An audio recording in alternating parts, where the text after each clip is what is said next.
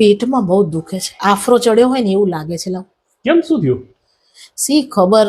એ આ ગામડામાં છે ને ભેંસને કે પાડાને કે બળદને ચડે ને એને આફરો કહેવાય, માણસ ચડે ને એને ગેસ થયો કહેવાય. આ સુરત પસા કાકા ત્યાં લગ્નમાં ગયા હતા ને, તો ત્યાં એટલો આગ્રહ કરી કરીને એને ખવડાવ્યું છે ને, ત્યાં આવીને ત્યારની પેટમાં એવી વીંટ આવ્યા રાખે છે ને. હાચન કેટલી દવા લીધી, પેલું સંચળ તીખા ને સોડા ને એટલું પીધું તોય હરખું ન થતું. મારથી છે ને ભૂલમાં પસા કાકાને વહુને એમ કહેવાય ગયું કે તમારા સુરતનો લોચો મને બહુ જ ભાવે, બહુ સરસ હોય. અને હતોય સરસ હો બાપા. લગ્ન કર્યા, એવા લગ્ન કર્યા. એમાં તો મને લોચો ખવડાવીને મારા શરીરના લોચા કાઢી નાખ્યા.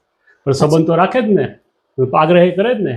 તો કાકા ગામડેથી ગયા ને સુરત, એની બાએ પૈસા આપ્યા હતા ટિકિટના. ઓહો, હો, બાએ બહુ રાખ્યું હતું ત્યારે. હે પસા કાકા ને ક્યાં સુરત જવાની ટેવ નથી. બાએ પછી પૂછીના પૈસા આપ્યા હતા, એમ ગયા છે.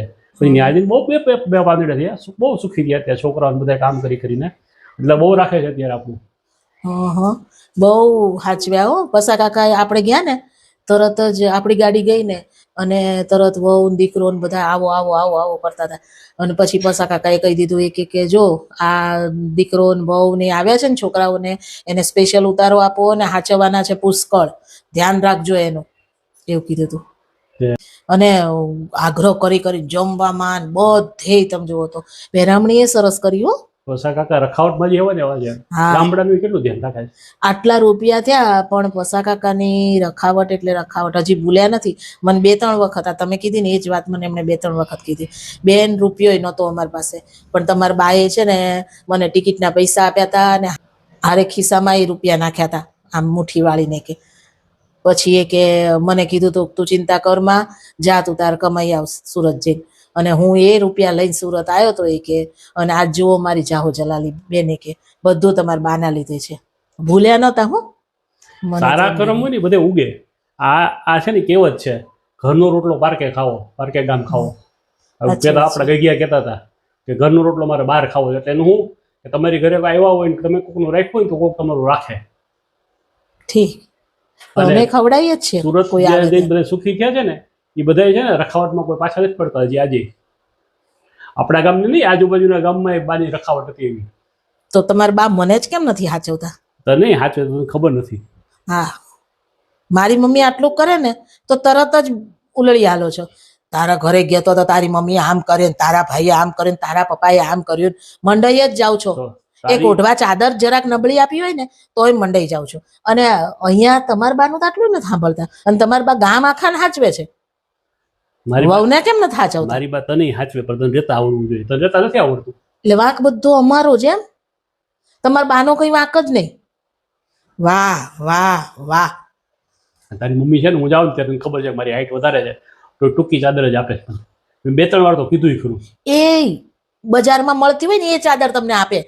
એ કઈ અહીંયા બનાવવા નથી બેસતી ઘરમાં ચાદરો. તમે તાડ જેવા થઈ ગયા આવા તો એમાં એ શું કરે? તો કેવી વ્યવસ્થા કરવી જોઈએ, લાંબી ચાદર ગોઠવાની. અને તમારા બાએ મને ઓઢવાનું નહોતું આપ્યું. હું અહીં આવી ને, કુંવારી અહીં આવી હતી ને રાત રોકાવા, ખબર છે? કંકુ પગલા પડવા આવી હતી, યાદ છે?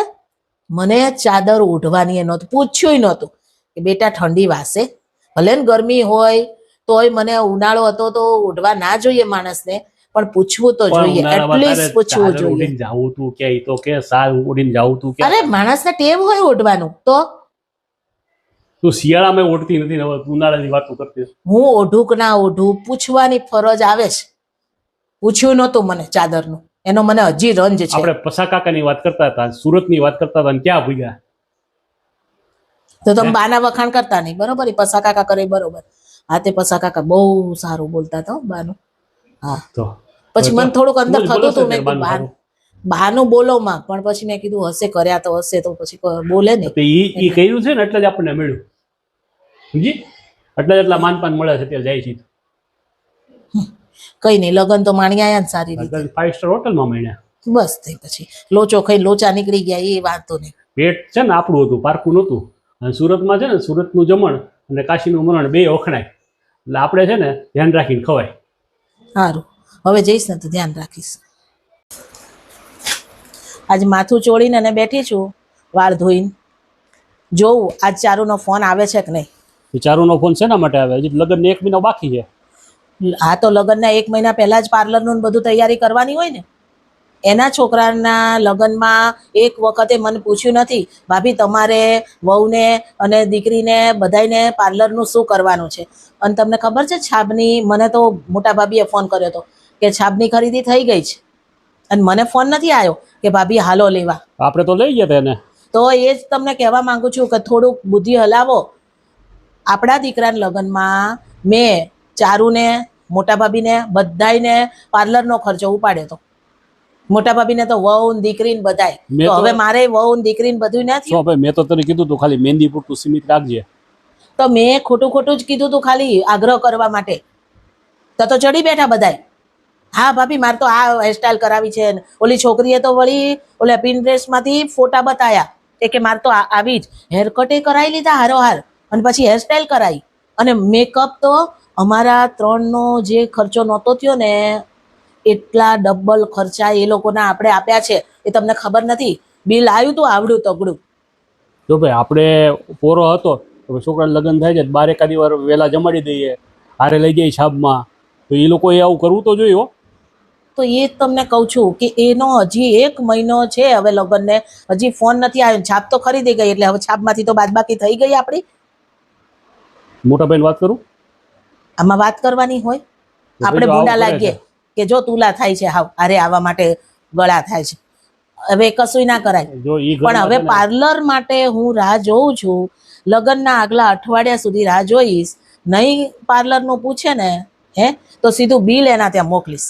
હાલે મારા છોકરાને ત્યાં મેં લગ્નમાં આવી રીતના તારો ખર્ચો કર્યો હતો, તારા છોકરાના લગ્નમાં અમાર બધાનો ખર્ચો તારું પાડવાનો. શું કહે છે હું જોઉં. જો એ કઈ આનાકાની કરીને તો લગ્નમાં ડખો થઈ જશે અને આપણે રિહાઈને બેસી જવાના છે. એટલી ન કરતી, ભાભીને ને બેનને ને બધાને જોડી દેજે હારે. ભાભી, મોટા ભાભી તો બહુ ચાલાક છે. એ તો હારા થશે. એ એનો ખર્ચો કઢાઈએ નાખશે. એ એમ પૂછશે કે ક્યારે જવાની છું ચારુ પાર્લરમાં, એટલે એમ કહેશે ને કે આ તારીખે, એટલે એ તારીખે સવારમાં મોટા ભાભી વહુને ને દીકરીને લઈને ત્યાં પહોંચી જશે. સમજ્યા? તને આવું તમારા નથી મોટા આવડતું? ભાભી મને એવી ચાલાકીઓ ના આવડે, અને મને ગમે નહીં. નહીં કહી દે તો કે હાલો તમારું બિલ, પછી શું કરવાનું? આપણે શું કરાવવું હોય શું નહીં એ આપણે જોવાનું હોય. અને મોટા ભાભી તો એ કે મફતમાં થાય છે ને જે કરાવે. આટલું બધું વહેલું પાર્લર કરાવે, લગ્ન અઠવાડિયું બાકી હોય ને ત્યારે કરાવે. તો એમ તો કહું છું કે લગ્નના અઠવાડિયા પહેલા ભાભી ને એ બધા એવી રીતના ચાલાકીઓ વાપરશે, અને પછી શું કરશે ખબર છે? ઠાવકા થઈને પૂછી લેશે, હા ભાઈ તું તો સરસ, તારી તો ચોઈસ એટલી સરસ ને ચારું, તું કઈ હેરસ્ટાઈલ કરાવવાની છું? મારે તારા જેવી જ કરાવી છે. એમ કહીને પોલસન લગાડી અને એને મેકઅપનું સેટિંગ કરાવીને આવશે. જોજો તમે, મારું નામ યાદ રાખજો. એને તો આવડે છે, બધા એને છે ને મીઠું મીઠું બોલતા જાય, મળતો લાભ લેતા જાય. તને આવું કઈ નથી આવડતું. મારે શીખવું નથી આવું, પણ હું જોઉં છું. હજી જોઈ નહીં તો તેના લગ્નમાં હું રિહાઈને બેસવાની છું. મોઢું ચડેલું હોય તો મને પૂછતા નહીં આ કે કેમ તાર મોઢું ચડેલું છે. આ સતયુગ નથી, આ કળયુગ છે. આમાં થોડી ચાલાકી આવડવી જોઈએ. આમ તો બહુ આવડે તને ચાલાકી, અને બહાર એને બધા ચાલાકી કરે. ન્યાય કેમ નથી કરતી ચારું હારે? બધા સગાવાલા પૂછશે કે કેમ રેખાનું મોઢું ચડેલું છે, કેમ રેખાનું મોઢું ચડેલું છે. પછી હું જોઉં છું એ શું જવાબ આપે છે, અને સમજે છે કે નહીં કે શેના માટે મારું મોઢું ચડેલું છે. સમજ્યા? ઓય, મારે વર્લ્ડ ટૂર કરવી છે. તારું બાપ વર્લ્ડ ટૂર મફત થાય એમાં શું થઈ ગયું? લોન લઈ લો 10 લાખની, પછી પછી તમારે હપ્તા ભર્યા રાખવાના. હું તો વર્લ્ડ ટૂર ઉપર ગઈ આવીશ ને.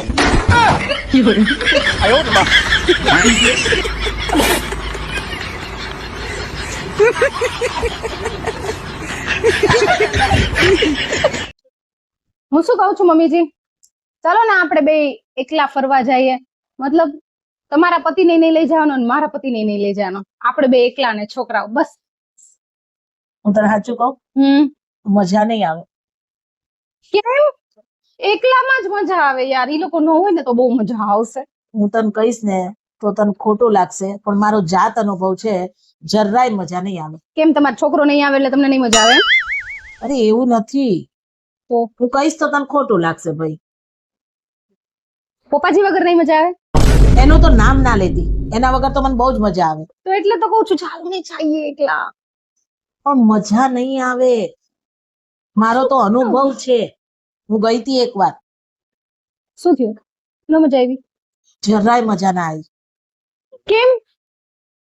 અરે ત્યાં જઈને અને પછી ઝઘડશું કોની જોડે?